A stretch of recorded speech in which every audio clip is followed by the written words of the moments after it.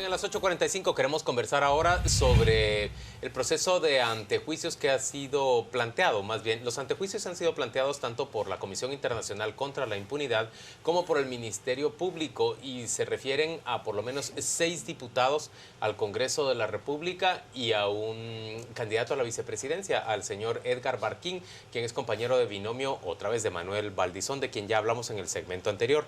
Hemos invitado a 2 expertos en materia constitucionalista. Se tratan de Mario René Archila Cruz, quien es abogado con esa especialidad, y Óscar Comparini, quien tiene esa especialidad, pero además fue ya magistrado de la Corte de Constitucionalidad. Gracias a los dos por estar con nosotros. Bienvenidos. Muchas gracias, un gusto. ¿Hay algún plazo específico para que la Corte deseche o le dé trámite a un antejuicio, Mario? No hay ningún plazo específico para que la Corte tome la decisión de admitir para su trámite el antejuicio y nombrar juez pesquisidor. El único plazo es el que le da la ley al juez pesquisidor para rendir su informe. Ese es el único plazo establecido en ley. ¿Y ese plazo del juez pesquisidor cuánto es? Si no estoy mal, son 60 días. 60 días. Señores, ¿puede la Corte Suprema de Justicia decir que no ha lugar una solicitud de antejuicio en contra del candidato vicepresidencial del partido líder o en contra de los diputados que se encuentran en ese predicamento? Puede. Sí puede. Puede. Que sea justificado y que sea legal y que sea moral, ya es otro cantar. Ahora, pero que ¿por qué tienen la facultad para hacerlo, la tiene. ¿Estaría en ley si eventualmente deniega uno? Así es. Claro que contra esa resolución caben recursos. Ante la Corte de Constitucionalidad. Primero ante la propia Suprema, que creo que cabría una aclaración y ampliación, ¿verdad, Mario? Es correcto. Y una vez agotado eso, pues contra la Corte de Constitucionalidad, en la Corte de Constitucionalidad. Ahora, me gustaría hacer una acotación ahí. Es decir, la declaratoria de con lugar o sin lugar del antejuicio, es un pronunciamiento de fondo que debe hacer la Corte Suprema de Justicia hasta que recibe el informe del juez pesquisidor. Entonces, en este momento estamos en que si existen indicios de la comisión de un delito y de la participación en ese delito de la persona contra la que se plantea el antejuicio, la Corte lo único que debe hacer es darle trámite a ese antejuicio y nombrar juez pesquisidor. O sea, digamos, en ese caso no se puede escapar de nombrar el juez pesquisidor. Así es. Ahora, Óscar, ¿por qué razón se resiste la Corte hoy que ya falló a favor de nombrar pesquisidores para 11 antejuicios? ¿Por qué no quiso dar hoy los nombres? Y dijo, sí, ya resolví, pero mañana les voy a contar de quién se trata. Yo creo que por vergüenza. Sí. Si los denegó. Ajá. Es que es terrible, es como decía Mario. La Corte, en esta etapa, que es una etapa preprocesal, por decirlo así, solo tiene que nombrar juez pesquisidor, nada más. La ley no le da facultades para denegar per se, ni le da facultades para hacer una investigación previa. Esa le toca al juez pesquisidor. Ya con el informe del juez pesquisidor, como bien dice Mario, entonces ya pueden tomar una decisión de fondo. Pero negarse ahorita a tramitarlo y a nombrar al juez pesquisidor es tomar una decisión de fondo cuando estamos iniciando de forma el trámite. Señores, ustedes ambos leyeron seguramente el campo pagado o el comunicado más bien que la Corte Suprema de Justicia emitió el día de ayer, en la que reclamaba respeto para su autonomía, para la soberanía del país, que había colocado en sus manos pues la administración de la justicia. Lo hace, por supuesto, de cara a la declaración que ha hecho el Comisionado Internacional contra la Impunidad respecto a la necesidad de que resuelvan estos casos de antejuicios. ¿Cómo interpretan y cómo se identifican o rechazan ustedes ese comunicado de la Corte Suprema? Arranca Mario René. Ok, perfecto. Yo creo que formal y materialmente es un comunicado correcto, es decir, la Corte Suprema de Justicia tiene absoluta independencia y no debe estar sujeta a ninguna presión. Es así como yo quiero entender esa expresión de la Corte Suprema de Justicia y no quisiera entender que hay un motivo en el fondo que nos esté preparando para darnos una sorpresa. Óscar. Sí, yo no comparto la opinión de Mario. Yo creo que la Corte sacó ese comunicado absolutamente innecesario. porque nadie la ha presionado, preparándose para declarar sin lugar los antejuicios. Esa es tu Esa percepción. es tu lectura. Y diciendo, yo tengo capacidad para hacer lo que me dé la gana. Ajá. Entonces, con el respeto debido a mis colegas, creo que primero que todo es un comunicado sin sentido. Si la independencia de la Corte está consagrada en la ley, en la Constitución, y nadie se la ha violado. En todo caso, si la han presionado, ha sido el partido líder, nadie más. Entonces no le veo otro sentido real a ese comunicado. Como dice Mario, pues sí, es un comunicado que tienen derecho a sacar y están diciendo algo que todos sabemos, tal vez para que la ciudadanía lo entienda. Pero en mi criterio se están preparando para denegar los antejuicios. Ahora, bueno, miremos esa es la Corte Suprema de Justicia, pero también tenemos el caso de la Corte de Constitucionalidad. Es decir, allí hay dos denegatorias de antejuicio que fueron recurridas por el Ministerio Público. Una contra Mario Rivera y la otra contra Gudy Rivera. Y no ha salido ninguna de las dos.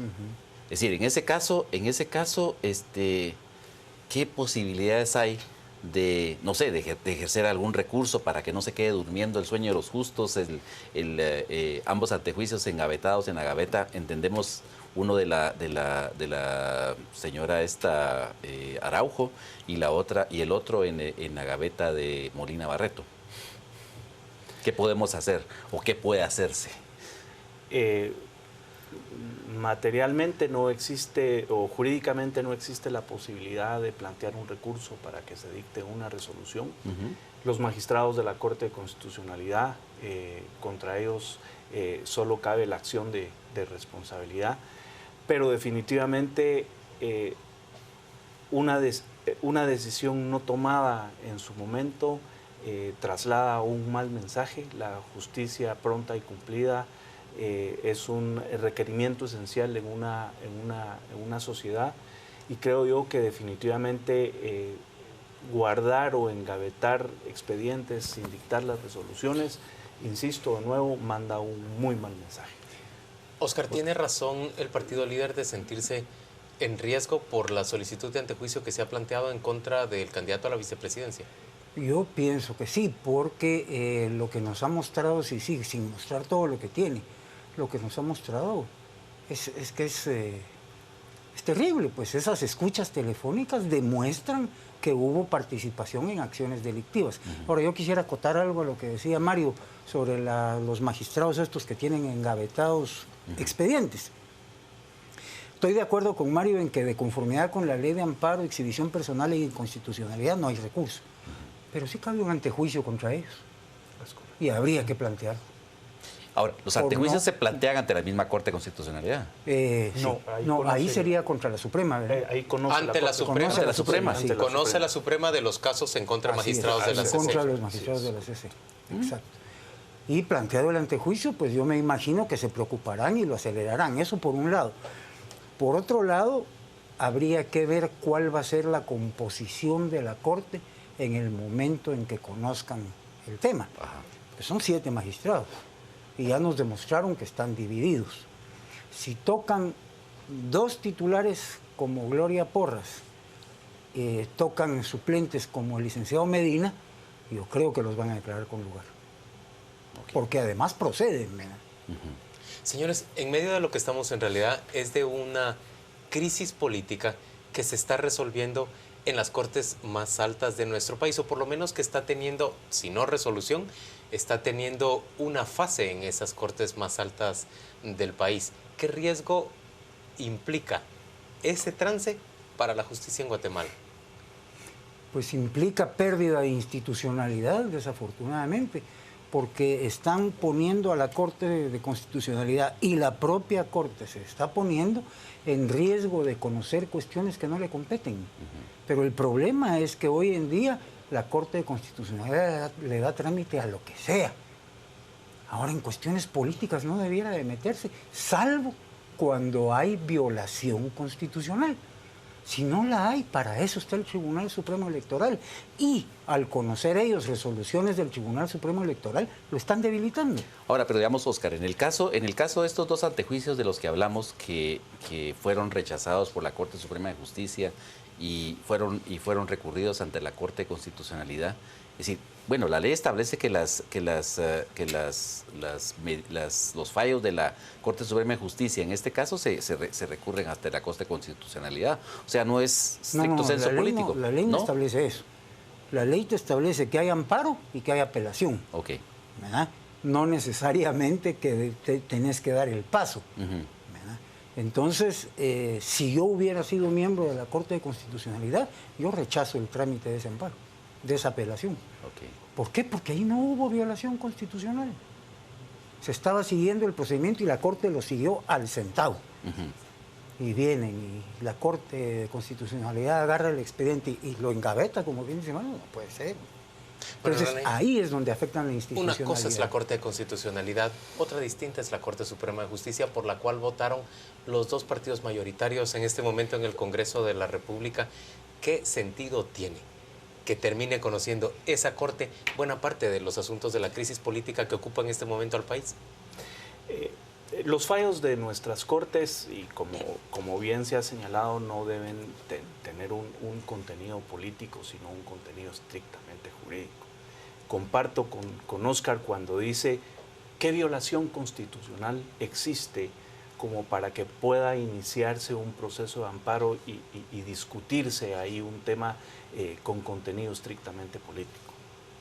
Entonces, esta Corte Suprema de Justicia en efecto fue electa por, todos lo sabemos, por los partidos Patriota y Líder. Se había señalado que existía un compromiso y se esperaban algunas decisiones en función de ese aparente compromiso. Pero yo también creo que han habido sorpresas y quiero pensar positivamente en que esos antejuicios van a ser admitidos para su trámite, que vamos a tener la oportunidad de que se haga, los guatemaltecos, de que en efecto se haga una investigación profunda y si existen elementos, que esos antejuicios se declaren con lugar para que estas personas sean juzgadas adecuadamente. El juez pesquisidor solo puede investigar. Sí. No puede, por ejemplo, dictar un auto de prisión. No, pero sí emite un dictamen para la Suprema.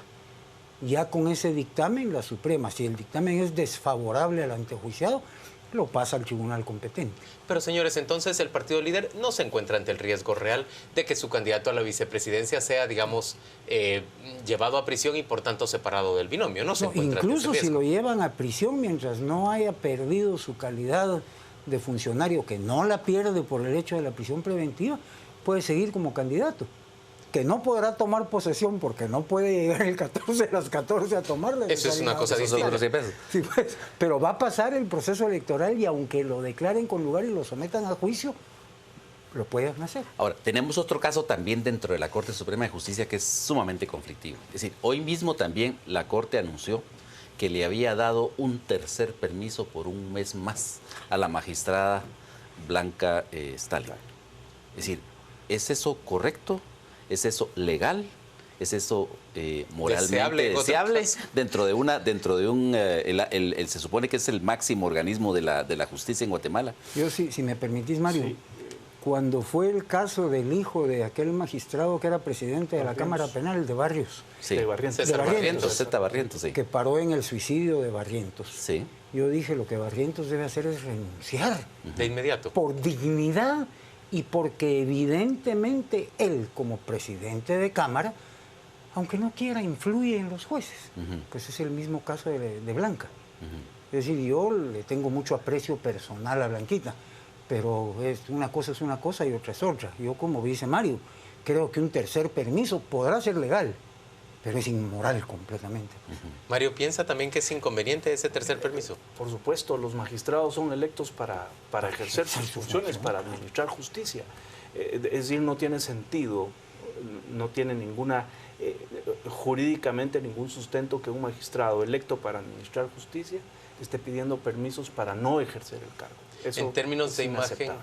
en términos de imagen política y de imagen pública, ¿qué ocurre a la Corte Suprema de Justicia si esos antejuicios que le están siendo demandados, tanto por el Ministerio Público como por la Comisión Internacional contra la Impunidad, los deniega? Pues yo creo que pierde legitimidad, definitivamente. ¿Mario piensa igual? Y credibilidad también. Señores, gracias a ambos por acompañarnos a las 8:45. Vamos en ese momento a la pausa comercial y volvemos dentro de muy poco ya con la información de los deportes.